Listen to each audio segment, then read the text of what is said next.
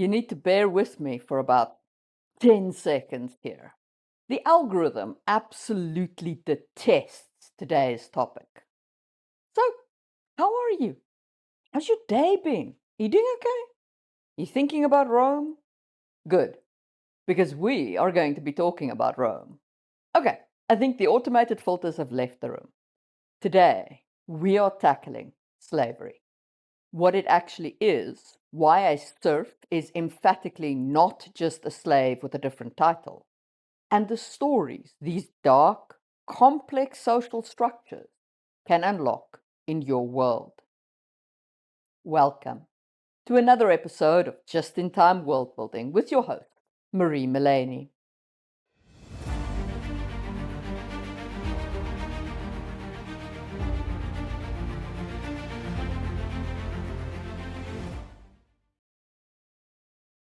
To understand why slavery is not the same as serfdom, we have to understand how slavery developed and the different versions that exist of that same structure. Slavery did not emerge in a vacuum. It was a specific institutional response to the Neolithic Revolution and the subsequent invention of agriculture approximately 11,000 years ago. Now, I'll sometimes get comments like, but hunter-gatherers steal people too. Yes, but generally speaking, the only hunter-gatherers who do this are groups with access to a resource that generates an economic surplus. So they might not engage in agriculture, but they have the salmon run, for example, as a resource, and that creates a food surplus, which allows for hoarding, which allows for slaves, and ultimately allows for slaves to be useful. It's not that hunter-gatherers are such wonderful people that it's against their morals to take slaves.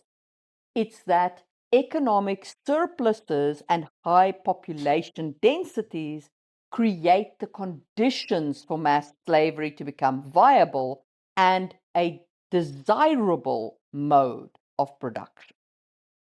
As the first civilizations emerged in Mesopotamia, slavery became institutionalized to manage large-scale irrigation and monumental construction. Because land was abundant, but labor was scarce, slave mode of production developed, according to the Nibu-Domar hypothesis. In these environments, if a worker were free, they would simply farm their own lands rather than work for an elite because labor is scarce. To extract a surplus, the ruling class had to exert physical cohesion to prevent labor from moving to the open frontier. This was the driving force behind the massive slave systems of the Roman Republic and Empire, where military expansion provided a constant supply of cheap captives. But it's also important to understand that there are different types of slavery. So let's clear up some terms and talk about the differences. First, let's talk about the one that most people think of when they hear slavery: chattel slavery. Historically, this system flourished in societies organized around lockstep, highly supervised gang labor, and we have two sterling examples of chattel slavery. The first is classical Rome. Between the Punic Wars and the 2nd century AD, Roman agriculture shifted to the villa system, where gangs of slaves worked monocrops, essentially cash crops meant for export, like grain, olives, or grapes. Our other example of this chattel slavery system is, of course, the Atlantic slave trade. Starting in the 16th century, European expansion into the Americas recreated the agricultural conditions of Rome. The scarcity of labor and the abundance of land for sugar and cotton led to a more extreme, racially defined system of chattel slavery. In both cases, the slave was a movable commodity bought and sold across vast distances, entirely removed from their original geographic and social context. It's important to understand that chattel slavery needs an other. Roman citizens had to lose their citizenship through what was seen as heinous crimes, and they had to be sold on the other side of the Tiber outside of Rome in order to be chattel slaves. Europeans were not chattel slaves in the same manner that Africans were in the Americas. And the reason for this is that chattel slavery is the most extreme version of slavery, where a person is reduced to the status of a tool. The slave doesn't just belong to someone, they are a non person, and their non personhood is hereditary. Their children are also non persons. That's why chattel slaves can be sold away from their kin. They are not people, they have no kinship right. In Roman legal traditions, in fact, the slave was defined as an instrumentum vocale, a speaking tool. They were an object of law, not a subject. So, did that mean there were no European slaves, no Roman slaves? Well, no. Slavery is a multifaceted beast. While chattel slavery relied on the capture of outsiders, many ancient societies practiced insider slavery through the mechanism of debt. Debt slavery or debt bondage represents a distinct legal category where a free person falls into servitude due to financial insolvency. This form of slavery was normally wrapped up in pretty clear limits, unlike the unlimited denial of personhood of chattel slavery. And this was the case even in the ancient world. The Code of Hammurabi from roughly 750 BC contains some of the earliest regulations on debt slavery. Law 117 specifies that if an individual sells themselves or their family members to pay a debt, they shall work for only 3 years. In their fourth year, their freedom must be reestablished. So, in Mesopotamia, debt bondage was viewed as a labor contract of fixed value rather than an ontological change in status. A debt slave was still a person. To further prevent the accumulation of land and labor by an elite few, kings of the Old Babylonian period frequently issued Andurium Acts, royal jubilees, that cancelled debts and released debt slaves across their kingdom. But debt slavery still frequently led to crises in the ancient world. In 6th century BC in Athens, the practice of borrowing on the security of the person led to a situation where small farmers, unable to meet payments, became hectomori, obligated to surrender 1/6 of their produce, and were frequently sold into foreign slavery by creditors. In 594 BC, Solon was appointed archon to prevent the revolution. His primary reforms, the Seischateia, shaking off the burdens, abolished all debt slavery, cancelled existing debts, and prohibited the future use of the person as collateral. Solon's reform essentially made the status of citizen incompatible with the status of slave.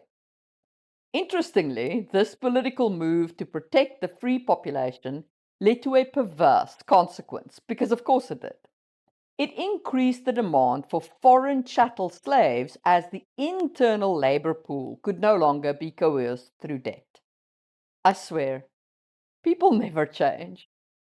The early Roman Republic utilized a similar contract as the Athenians, called the nexum, where the debtor pledged their person as collateral. A nexus debtor might be subjected to beatings and abuse by a creditor, but they technically maintained their Roman citizenship. The abolition of nexum in 326 BC via the Lex Portiala Papiria followed a scandal involving the sexual abuse of a young nexus. And that's because, say it with me now, debt slavery is not the same as chattel slavery. The Lex Portiala Papiria forbade holding citizens in bondage for debt, requiring instead that property serve as collateral. Like in Athens, this shift accelerated Rome's reliance on war captives to fuel its agricultural engine. It drove chattel slavery. And when the Americas were colonized by Europe, debt slavery made a comeback in a rather pernicious way. Poor Europeans could go to the Americas in a form of debt bondage. Like its ancient form, it had an expiration date, usually 4 to 7 years, and it was contractual debt to pay off the cost of the transatlantic voyage or to escape debtor's prison back home, or both.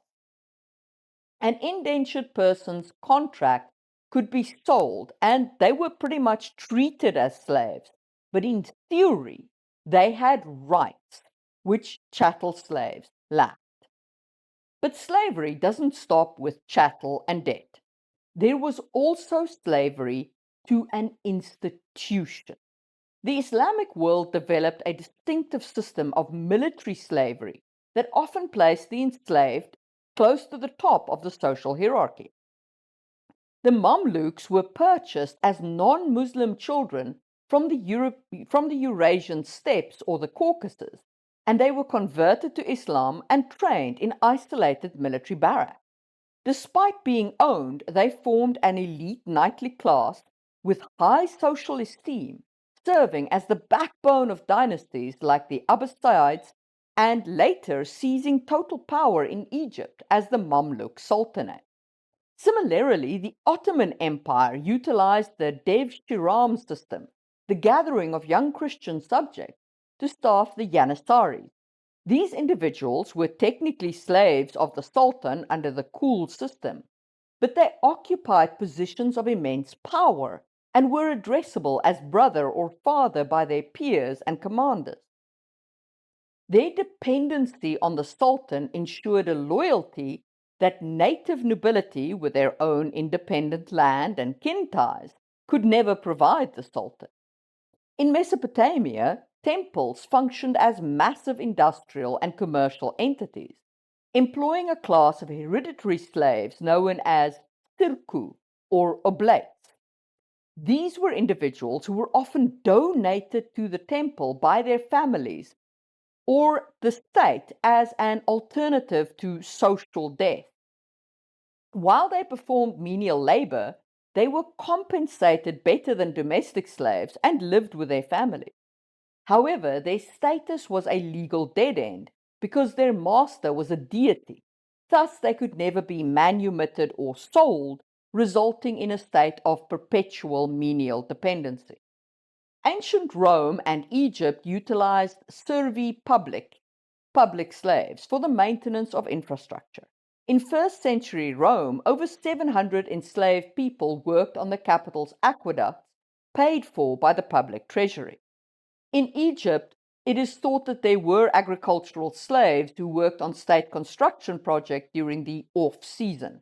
Although this could have been corvée labor as well, it's not entirely clear.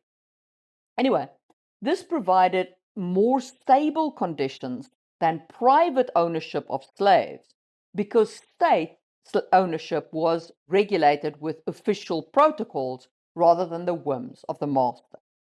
And of course, slavery could be a punishment.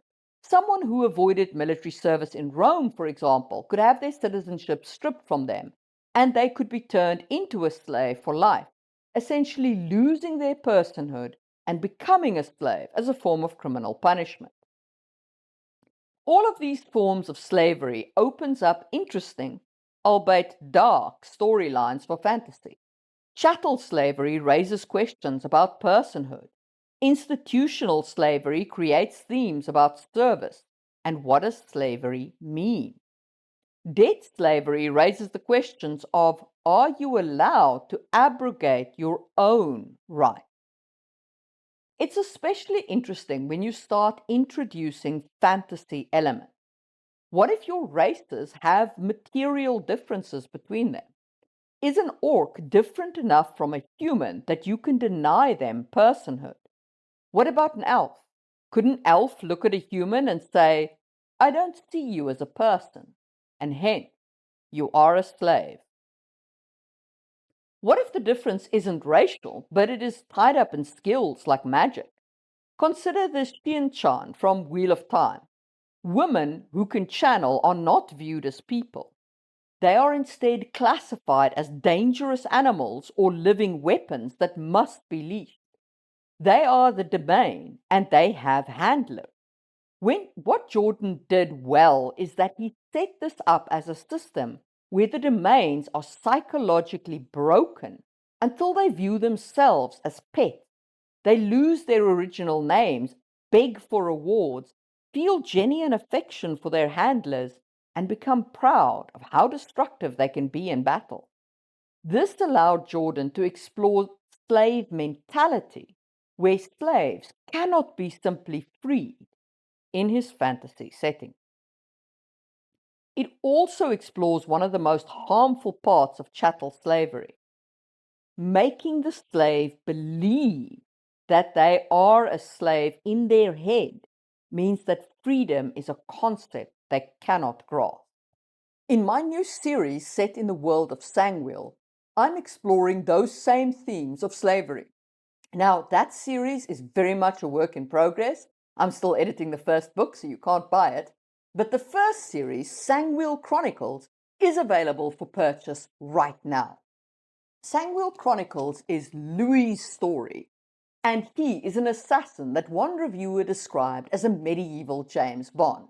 And indeed, he lives in a world where there is serfdom, and there is also a societal bargain that was made with magic in the far past that forms the backbone of both the society that he lives in and the themes that are explored in Sangwheel Chronicles. It is complete at 4 books, and it is available on my website as an ebook box set and audiobook and all kinds of other formats. And there are 8 pieces of character art included in the box set as high-res digital copies. On a side note, I won Flash 500's novel opening competition, so at least you know that I can write reasonably well. Links down below to my website.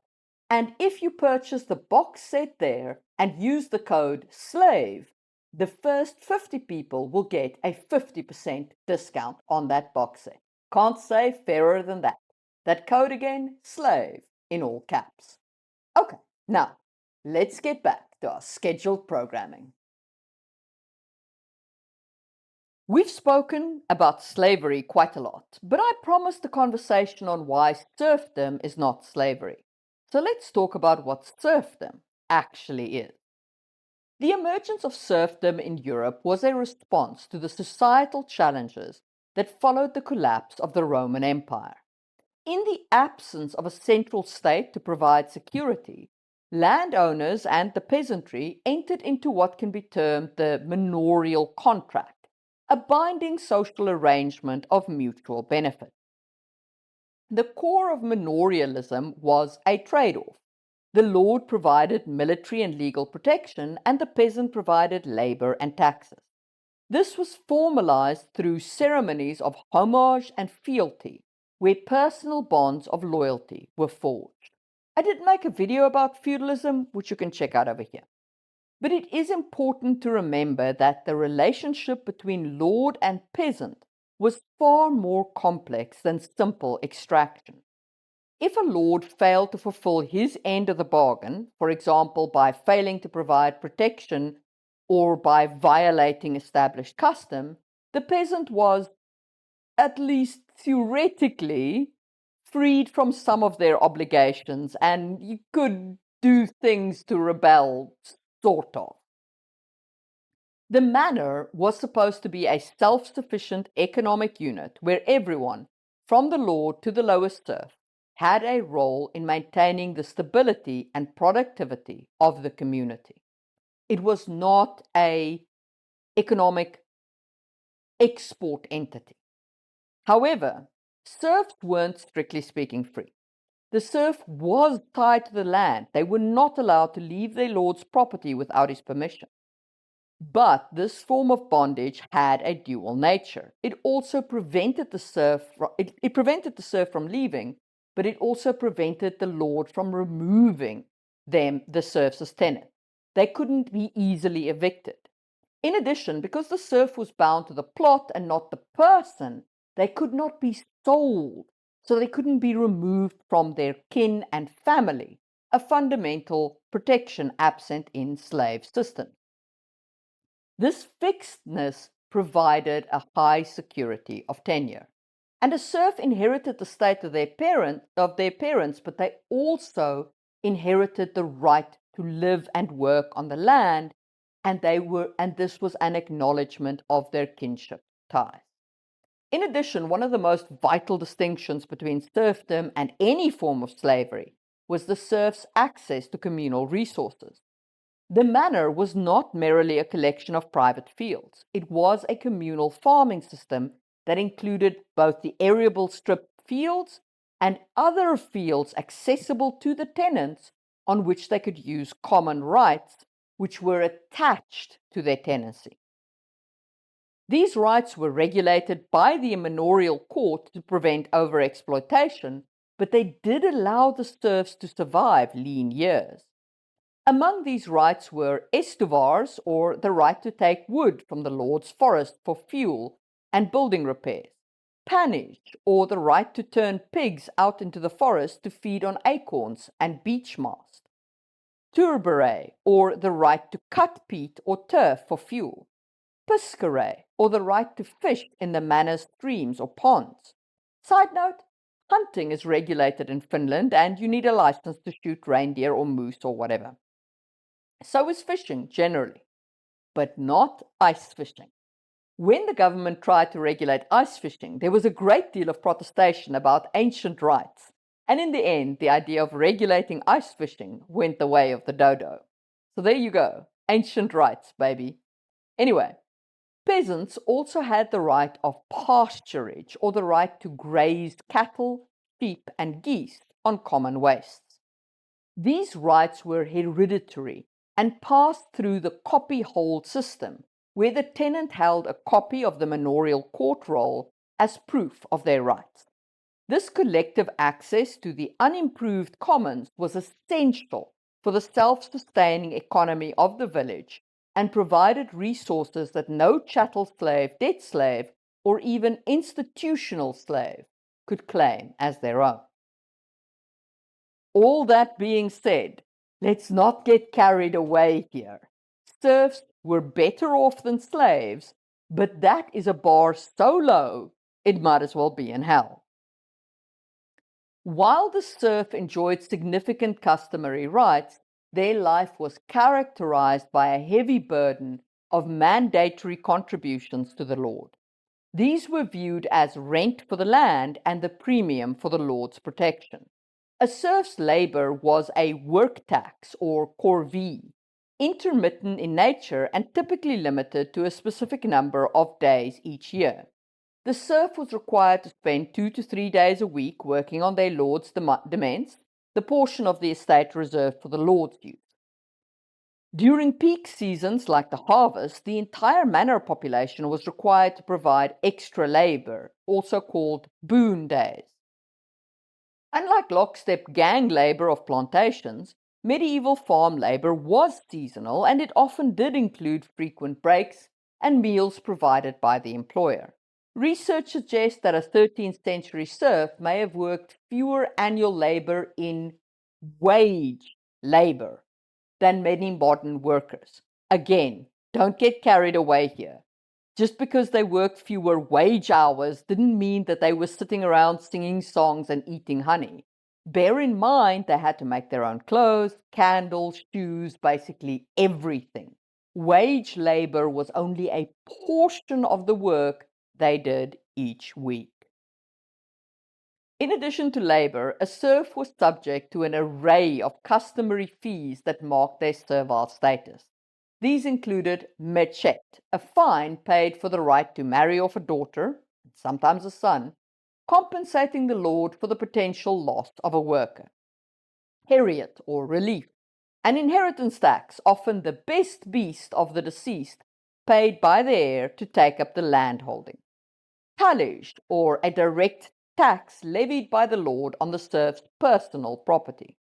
Banalities, a mandatory fee for using the lord's mill, bakery, or wine press, which were justified as the lord's public service to the community. Now, that sounds like a lot, and it was, but to some extent, the manorial system was a two-way street. To some extent. The lord's authority was tempered by a set of mandatory duties towards the peasantry. These responsibilities were both moral and legal, grounded in the lord's role as the patriarch of the estate. The most significant legal protection for the serf was the manorial court, also known as the holmote or court customary. While the steward or lord presided over the court, the jurors were the serf's own peers, other villeins from the village. This court dealt with land transfers, debt, trespass, and even accusations against the lord's own officials. Crucially, the serf was not exposed to the arbitrary will of his lord, but was protected by the custom of the manor as interpreted by the court. Serfs could sue one another for debt or breach of contract, and the court rolls show a vivid picture of manorial legal rituals where the unfree could seek redress for grievances. The lord was also expected to support the peasantry during times of extreme hardship, such as famine. Because the lord took a percentage of the produce, he had a direct interest in the success of the peasants. So, in especially hard years, the crown and the lords were traditionally expected to enforce measures against forestallers or hoarders and to release grain reserves to drive down prices. The Great Famine of 1350 to 1317 provides a stark test of this role. While this famine was so catastrophic that it overwhelmed medieval relief, some records do show that the crown issued licenses for the shipment of grain to areas of scarcity, and that the moral tone of official documents emphasized the obligation to the hungry. Grain stores were of such a vital hedge against bad times that monastic and lordly estates built magnificent barns specifically to house several years' worth of crop. Which is not to say that they did absolutely meet those moral obligations, but they were there in concept. So while some of these rights and obligations were more theoretical than others, it's pretty clear, to me at least, that serfdom is not the same as slavery. With slavery, your thematic questions are about personhood and freedom as a person. With serfdom, the thematic questions and storylines are more about class distinctions and the right of elites to extract labor and what freedoms the rest of us plebs give up in order to obtain elite protection. Serfdom is an exploration of social contracts we enter into as societies. What drives us to make bargains so extreme we give up the right to move around from place to place, for example. And that's a fascinating question to explore in its own right, and one that is quite different from slavery's question of personhood. And now, while the awesome members of the channel scroll past, let me tell you about pre-colonization coercive labor in South America. Before Europeans arrived, indigenous American civilizations practiced a couple of different forms of coercive labor and servitude. The Inca Empire used the Mitmuk system of state-directed resettlement. Essentially, when they conquered a new area, they would relocate the conquered communities to weaken rebellion, spread labor, and secure frontier regions. So these people were resettled in the heart of the empire, while more loyal communities were moved to the newly conquered frontier areas. It's a very interesting way to expand an empire, and one I might need to find a use for somewhere in my own world building. Besides the Mitmuk, the Inca also maintained the Yanacona class. These were individuals separated from their home communities and assigned to serve nobles, temples, or the state. While dependent and often hereditary in status, Yanaconas retained some legal and social personhood and could occasionally rise to important administrative roles. And of course, There were societies that practiced captive taking through warfare. Look, I've yet to find a culture that didn't do some form of captive taking. It is extremely common. Anyway, among the groups such as the Tupinambé of coastal Brazil, war captives were sometimes temporarily integrated into village life before being ritually executed and in certain cases cannibalized as part of religious and martial traditions. So that's nice.